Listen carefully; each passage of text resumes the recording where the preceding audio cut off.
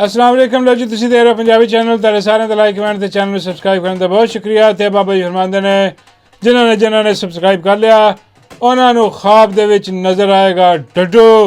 हाँ जी, ते डड्डू आके कहेगा आई लव यू। हाँ जी, ते जिन्हां ने नहीं कीता बाबा जी फरमांदे उन्हां नूं ख्वाब च नज़र आएगा डिप्टी डाले समेत। ते जदों उन्हां दी अख खुलेगी ते इट्टां लटकदियां होणगियां ते वो कह रहे होंगे कि बाबा जी ने ठीक किया सी।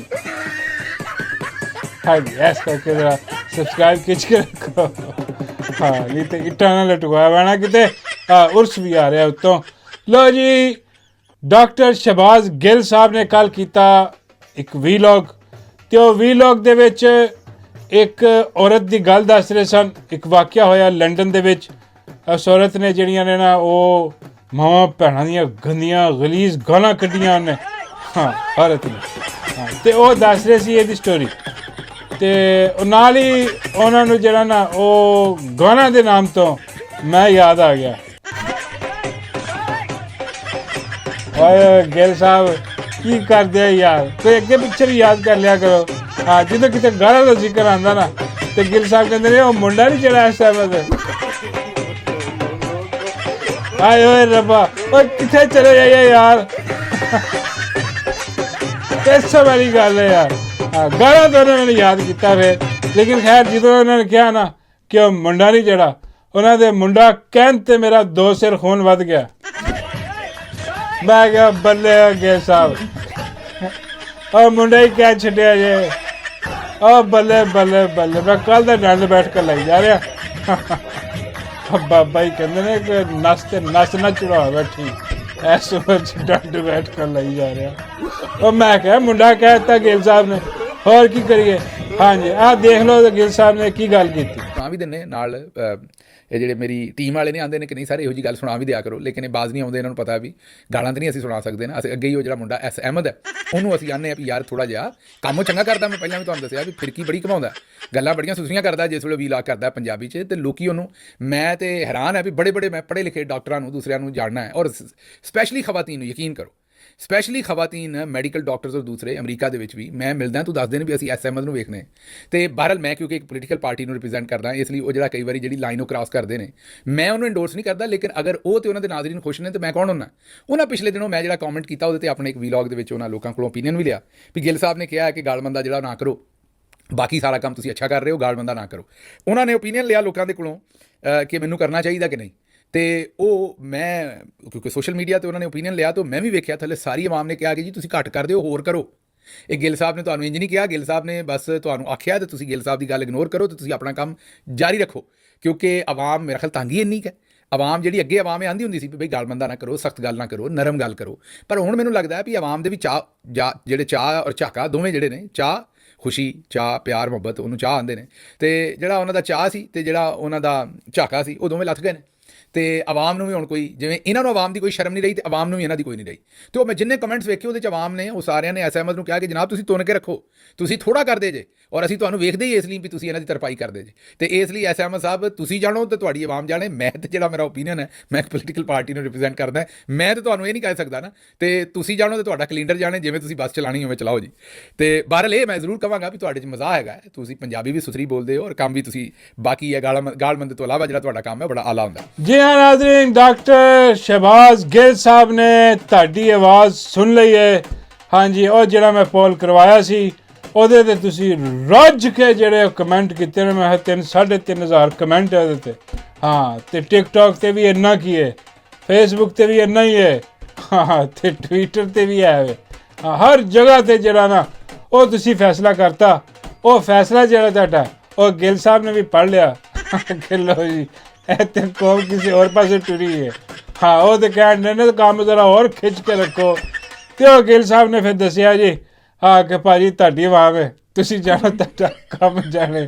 ਮੈਂ ਤਾਂ ਤੁਹਾਨੂੰ ਮਸ਼ਵਰਾ ਦਿੱਤਾ ਸੀ, ਲੇਕਿਨ ਗਿੱਲ ਸਾਹਿਬ ਦਾ ਮਸ਼ਵਰਾ ਬਿਲਕੁਲ ਠੀਕ ਸੀ। ਔਰ ਗਿੱਲ ਸਾਹਿਬ ਜਿਹੜੇ ਨੇ ਉਹ ਇੱਕ ਸਿਆਸੀ ਪਾਰਟੀ ਦੇ ਜਿਹੜੇ ਨਾ ਉਹ ਲੀਡਰ ਨੇ, ਔਰ ਡੈਫੀਨੇਟਲੀ ਉਹਨਾਂ ਨੂੰ ਇਹੀ ਕਹਿਣਾ ਚਾਹੀਦਾ ਸੀ। ਔਰ ਇੱਕ ਅੱਛੀ ਐਡਵਾਈਸ, ਉਹਨਾਂ ਦੀ ਨਸੀਹਤ ਬਹੁਤ ਅੱਛੀ ਕੀਤੀ ਉਹਨਾਂ ਨੇ।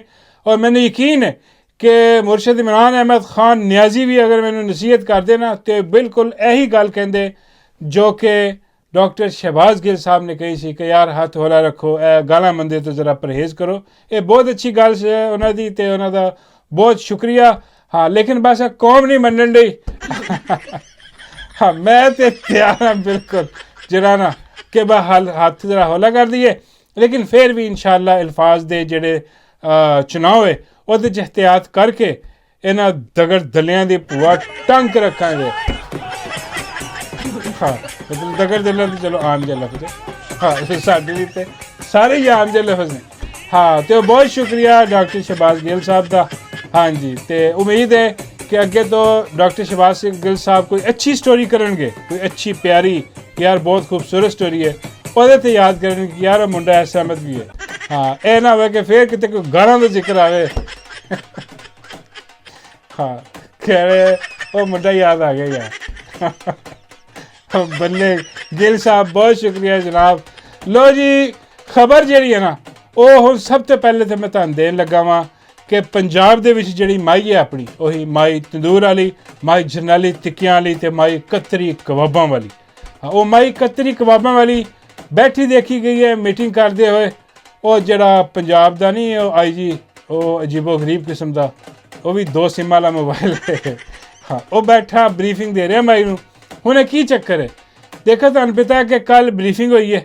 ਹਾਂ ਆਪਣਾ ਜਿਹੜੇ ਉਹ ਆਪਣੇ DJ ਵਾਲੇ ਬਾਬੂ ਸਰਕਾਰ ਨੇ, ਹਾਂ ਉਹਨਾਂ ਨੇ ਆ ਕੇ ਬਰੀਫਿੰਗ ਵਗੈਰਾ ਦਿੱਤੀ ਹੈ। ਉਹ ਜਿੰਨੇ ਵੀ 47 ਵਾਲੇ ਜਿਹੜੇ ਇਕੱਠੇ ਹੋਏ ਸੀ, ਉਹ ਮਾਈ ਨੂੰ ਹੁਣ ਸੀ ਯਾਰ ਮੈਨੂੰ ਬੁਲਾਇਆ ਨਹੀਂ ਇਹਦੇ ਵਿੱਚ ਇਹਨਾਂ ਨੇ, ਹਾਲਾਂਕਿ ਮਾਈ ਆਪ 47 ਵਾਲੀ ਹੈ। ਅਤੇ ਉਹ ਮਾਈ ਨੇ ਆਪਣੀ ਮੀਟਿੰਗ ਬੁਲਾ ਲਈ। ਹਾਂ ਮਾਈ ਨੇ ਉਹਨੂੰ ਬੁਲਾ ਲਿਆ। ਉਹਨਾਂ ਨੇ ਉੱਥੇ ਆਪਣਾ DG ਸਾਹਿਬ ਨੇ ਆ ਕੇ ਬਰੀਫਿੰਗ ਦਿੱਤੀ, DJ ਵਾਲੇ ਬਾਬੂ ਮੇਰਾ ਗਾਣਾ ਚਲਾ ਦਿਓ। ਉਹਨਾਂ ਨੇ ਆਪਣਾ ਗਾਣਾ ਗੁਣਾ ਸੁਣਾਇਆ ਉੱਥੇ।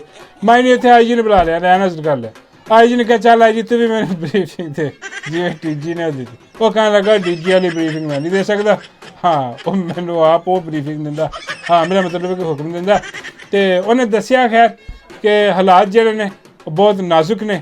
ਹਾਂ ਅਤੇ ਕੋਈ ਪਤਾ ਨਹੀਂ ਕਿਸ ਟਾਈਮ ਧਰਨ ਤਖਤਾ ਹੋ ਜਾਏ ਅਤੇ ਤੁਸੀਂ ਫਲੈਟਾਂ ਫਲੂਟਾਂ ਕਰਾਓ ਆਪਣੀਆਂ, ਨਿਕਲਣ ਵਾਲੀ ਗੱਲ ਕਰੋ। ਹਾਂ ਉਹ ਕਹਿਣ ਲੱਗੀ ਮਾਈ ਕੇ ਵੀ ਕੀ ਹਿਸਾਬ ਕਿਤਾਬ ਹੈ, ਨਿਕਲਣ ਵਾਲੀ ਗੱਲ ਕਿਉਂ ਕਰੀਏ, ਕੀ ਹੋਇਆ ਪਿਆ। ਉਹਨੇ ਦੱਸਿਆ ਕਿ ਜੀ ਕੌਮ ਜਿਹੜੀ ਹੈ ਨਾ ਉਹ ਨਹੀਂ ਮੰਨ ਰਹੀ। ਹਾਂ ਉਹ ਜਿਹੜੀ ਨਾ ਤੁਹਾਡੇ ਉਨਹੋਂ ਜਿਹੜੇ ਨੇ, ਉਹ ਕਹਿਣ ਲੱਗੀ, ਉਹ ਕਹਿੰਦੇ ਜਿੰਨਾਂ ਮਤਲਬ ਪਾਪੀ ਚੁੱਲੋ ਵਾਲੀ ਸਰਕਾਰ ਹੈ ਜਿਹਦੇ ਨਾਲ ਹਿਸਾਬ ਗਰਮ ਕੀਤਾ ਤੁਸੀਂ, ਉਹ ਜਿਹੜਾ ਹਿਸਾਬ ਹੈ ਨਾ ਉਹ ਜ਼ਿਆਦਾ ਦੇਰ ਚੱਲਣ ਨਹੀਂ ਲੱਗਾ। ਕੌਮ ਨੂੰ ਪਤਾ ਲੱਗ ਗਿਆ।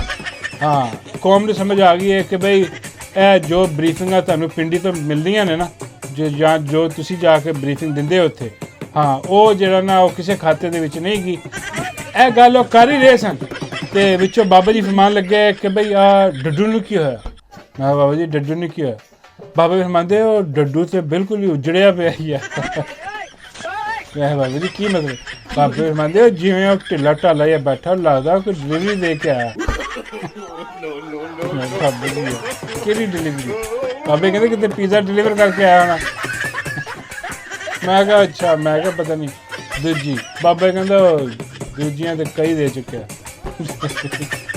ਹਾਂ ਪੀਜ਼ਾ ਪੂਜ਼ਾ ਕਿਤੇ ਡਿਲੀਵਰ ਕਰ। ਇੰਨਾ ਥੱਕਿਆ ਆ ਕੇ ਬੈਠਾ ਜਿਵੇਂ ਉਹ ਫੂਡ ਪਾਂਡਾ ਵਾਲੇ ਨਹੀਂ ਹੁੰਦੇ।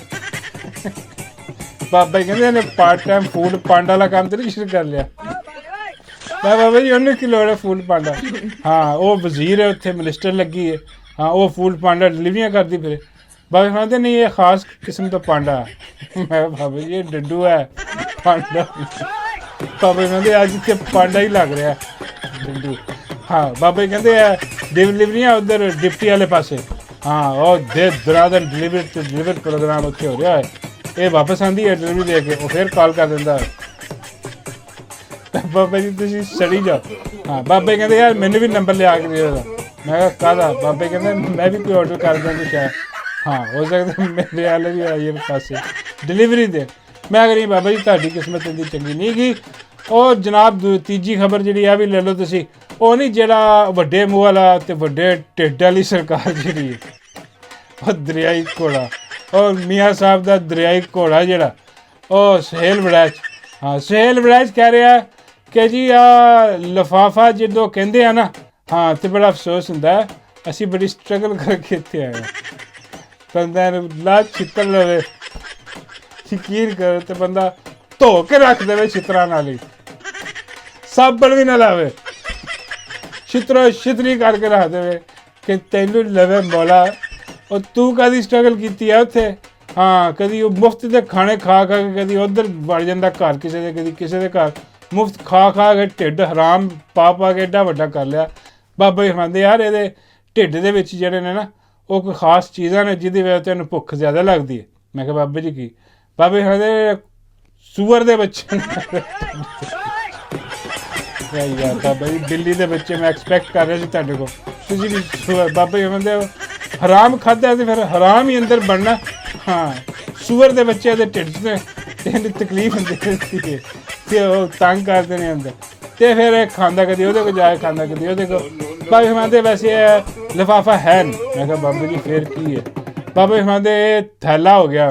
ਹਾਂ, ਲਿਫਾਫਾ ਸ਼ੁਰੂ 'ਚ ਹੁੰਦਾ ਸੀ, ਹੁਣ ਜਿੰਨਾ ਦਾ ਜੁੱਸਾ ਹੈ ਨਾ ਬਗੈਰਤ ਦਾ, ਓਡਾ ਵੱਡਾ ਜਿਹੜਾ ਨਾ ਥੈਲਾ।